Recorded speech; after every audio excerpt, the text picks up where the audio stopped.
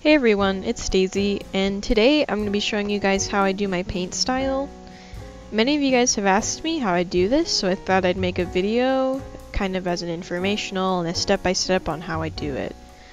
When I was younger, I've always wanted to achieve this one-layer painting style, and with practice and taking art classes at school, I eventually got better. So if you think you aren't able to achieve this at the moment, just remember that it took me years to finally get to where I am today, and I'm still improving the more and more I do it. Nobody gets good overnight, so just working and practicing is the best way to get better at it.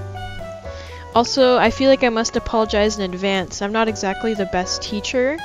Also, I'm not going to be teaching you guys how I pick my colors. I guess that's kind of just like a given. This is just the technique that I use, and you can probably learn that better from a more qualified and more educated teacher at school or online, but not from me.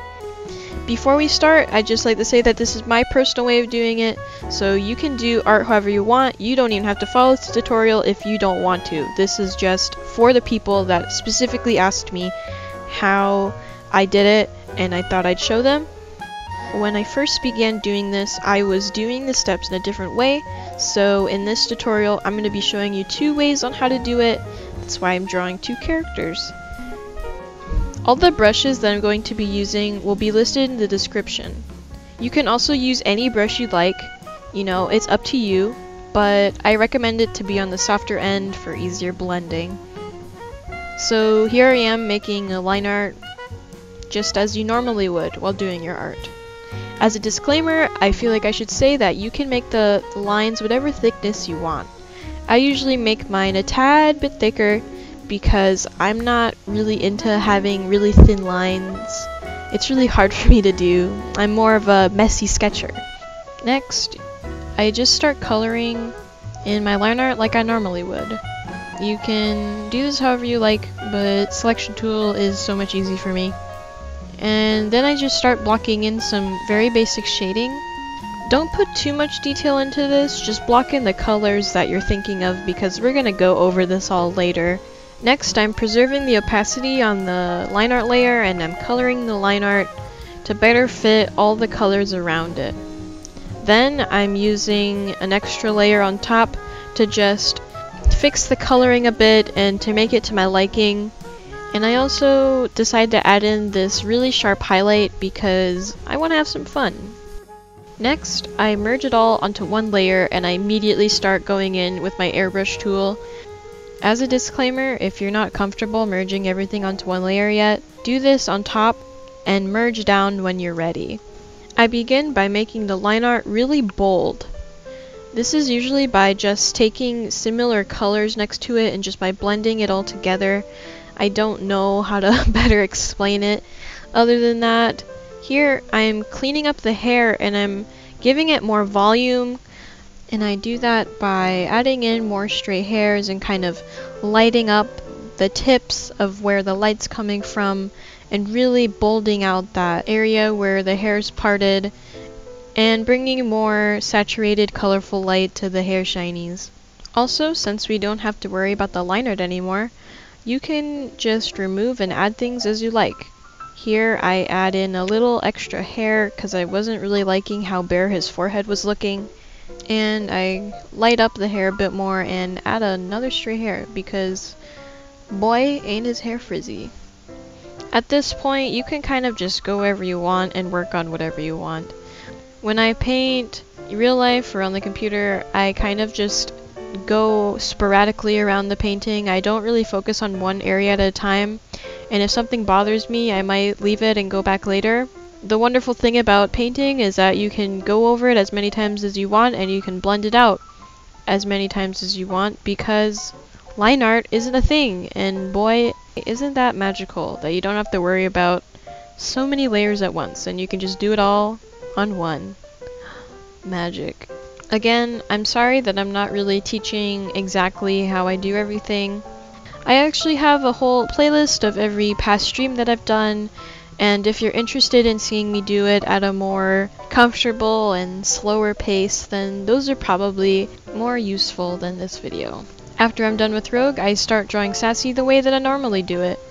It's kind of more time consuming, but I don't care because I have a lot of fun doing it. Again, I'm coloring in Sassy, but as you can see, I don't have line art for her. I'm just using the sketch and cleaning it up as I go, and I'm not really being too neat about it at all.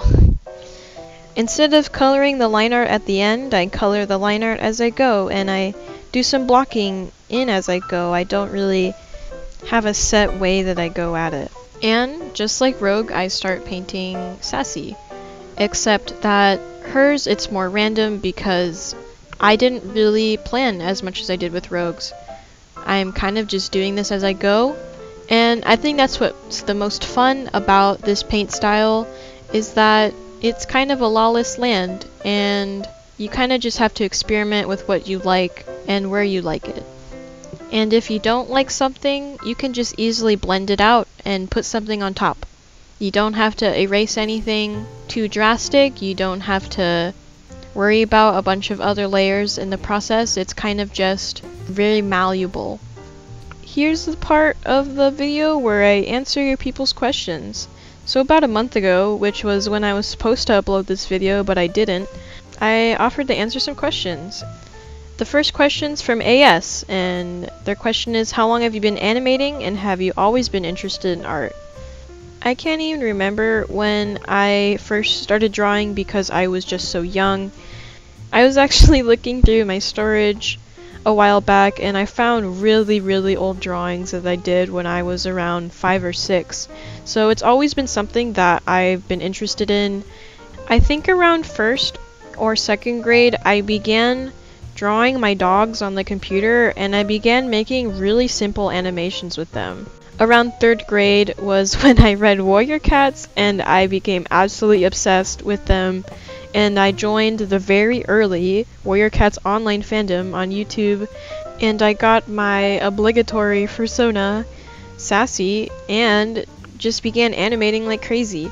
So it's been a really long time.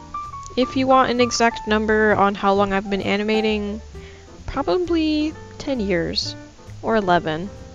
I don't know. Nomi YT asks, do you have any tips for any beginning artists? I think that if you're a beginner artist, you should probably just look into the fundamentals of art.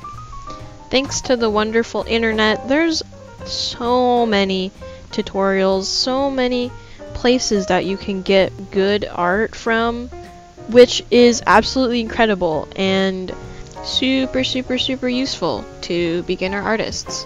I also think that it's really great to get inspiration from other people.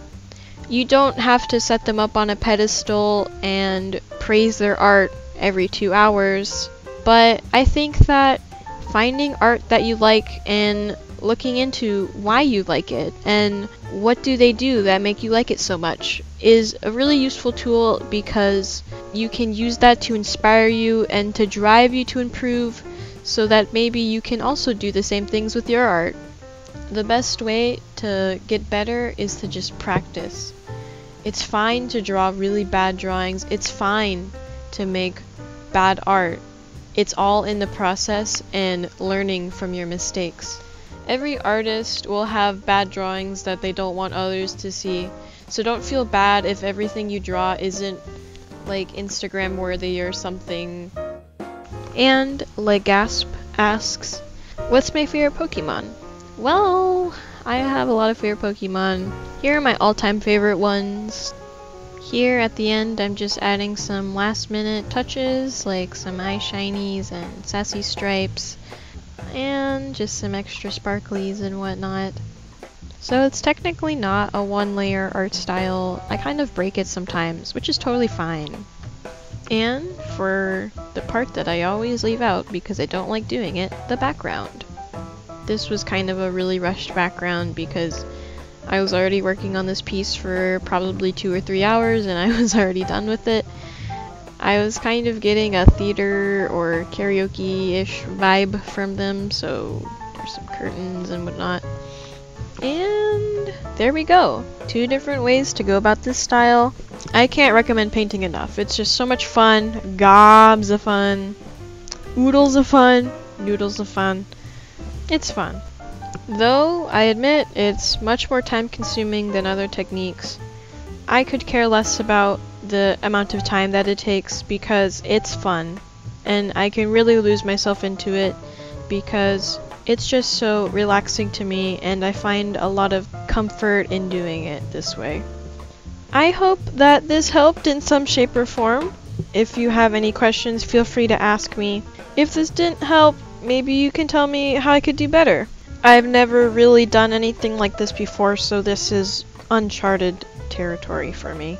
If you're more interested in this, there's gobs of other tutorials that you can look into that do a much better job at explaining than me and are probably more in-depth than this video.